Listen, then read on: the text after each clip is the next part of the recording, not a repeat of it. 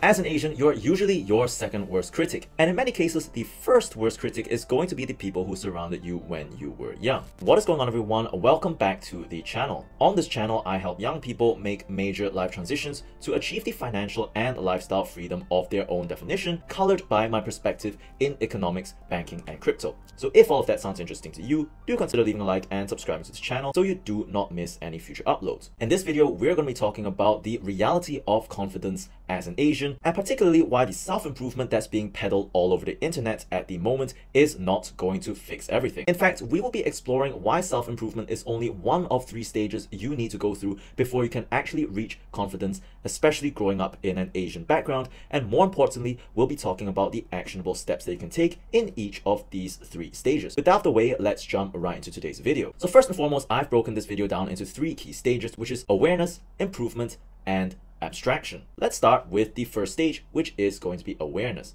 Now, the first stage obviously involves awareness of where you stand, where you are at the moment, and what needs to be done. Some people say that confidence is a function of being able to have a collection of undeniable evidence that one is competent or successful. However, I would argue that this is only part of it. For example, it is all well and good if you are born good-looking, rich, or smart. You get all the validation from the external environment you need to skip right through to the end without having to ever really do anything of hard value in order to back it up, at least in the earlier stages of life. Paradoxically, however, those people who grow up confident like these people tend to do better later down the line simply because this kind of stuff makes the world go round these days. It is a bit like the hungry never get fed analogy in insurance, or the example of people who don't have job experience not being able to land a job. So how do you actually address this for the rest of us? For most of us, we weren't the first example where we were just born with all of the assets that we need. And growing up Asian, I don't need to state that we tend to not get as much positive validation without performance, which leads a lot of us to having pretty poor self-esteem by the time adulthood rolls around, and more importantly, one that is pegged to hard achievements such as in school and later down the line at work. If we don't belong in the first group, i.e. the one where you're born with everything, then we may end up reaching a stage of awareness, that's what I'm talking about here, that something needs to give. And I can tell you this from my own personal experience. Back in the day, I was good at school, but in that environment, literally everyone was an academic Chad, if you may, just because of how the Singapore school system groups people into various schools by academic ability. So in that sense, a small fish in a big pond. And similar things can be said about other attributes as well. Later on down the line, when I joined the military, because that is compulsory here in Singapore, I was later assigned to a unit in the lowest rank profile possible. If you're not familiar with this, there are basically 3 tiers of national servicemen here in Singapore. You have your men, which are the people who just follow orders. They get a maximum rank of a corporal. You have your specialists, i.e. your sergeants, as well as the officers, which are basically the highest rank. So in that case, I was assigned to the lowest tier possible, and without being able to secure things like a government scholarship and all of that, in all respects, I was deemed a failure within that system or within the paradigm of my school peers. So from this experience, one first concrete step that I would recommend that has really helped is removing yourself from the original environment. This could include moving to a different city or somewhere where no one knows you. And this was primarily the reason why I wanted to move to the UK, at least for studies, and then work for a while. But make no mistake, if you are a guy, this is not going to be some romantic journey of flowers and roses that you see on Instagram stories, where just move to a European city and get everything handed to you on a silver plate. The idea of this is to do a so-called value reset, where you are under the influence of others in the old paradigm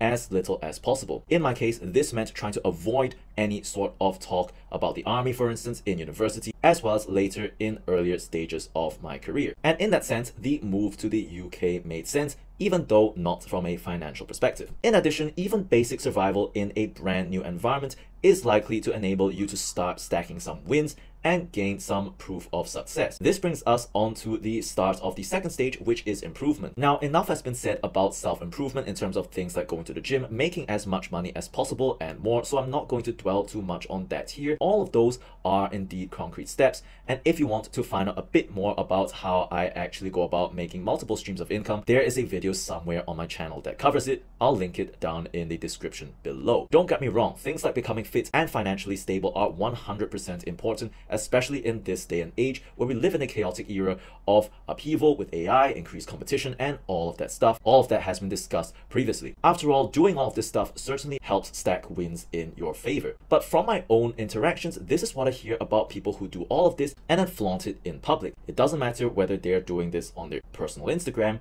or as anonymous people on Reddit. All I've heard about impressions of such people are something along the lines of try hard and insecure. I saw a lot of these behaviors in others and in myself as well when I started first making a good amount of money, and later realized that this whole one-upmanship concept that self-improvement influencers seem to encourage, especially when comparing two classes of people, if you know what I mean, while useful for illustration, actually alienates you from people regardless of whether they are quote-unquote high value or not. At some point, I was like, hey, I'm doing everything right, what do I still need to improve? And the answer to that actually is nothing to do with the hard value improvements that you have been making up to this point. If you don't do this next step, then your self-worth is also at risk of being pegged to material achievements, all of which may fade in less fortunate circumstances.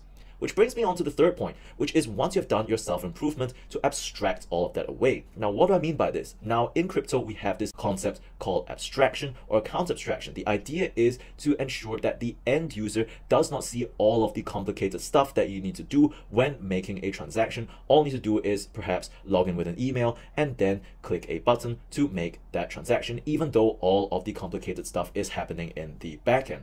Similarly, people should be able to perceive your credibility, capability, and suitability based on how you carry yourself and hold conversation without actually knowing how much money you make, or even how you make that money, or how many days you go to the gym, for instance. And this all circles back to the kind of confidence that comes naturally to people who are born good looking or well endowed and receive lots of validation when growing up because they simply did not need to prove their value in order to get that validation externally. This is the idea that you are valued regardless of whether it is backed by hard achievements or not. What do you think? Does this fit with your own experience? Do leave your comments in the section down below. Now, all of this is just one of many lessons that I learned while living as an Asian expat out there in the UK. If you want to find out a bit more about how such a move to a Western country can benefit you, even though the place is basically falling apart, then you're going to want to check out this video over here.